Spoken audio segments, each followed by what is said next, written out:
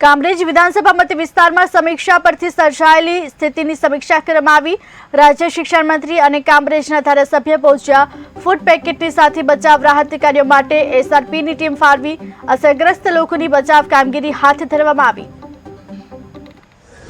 સુડાના અધિકારીશ્રી અને પ્રાંત ઓફિસર સાથે મામલતદાર ટીડીઓ અને અમારી મુખ્ય અધિકારીની ટીમ દાદા ભગવાન મંદિર સામે પ્લાન્ટ ઓફિસમાં તમામ પ્રકારની વ્યવસ્થા જોઈ છે।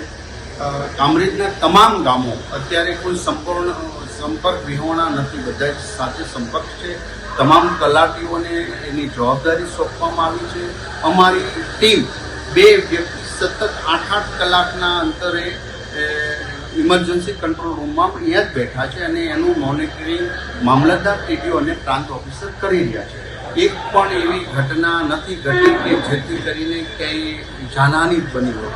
ઇમરજન્સી અમે બોટ સીકે ફાયર બ્રિગેડ અને બોટ બધું જ અમારી વ્યવસ્થા પ્રાંત ઓફિસમાં કરી છે। અમે જ્યાં જઈએ છીએ ત્યાં સાથે પણ લઈને જઈએ છીએ।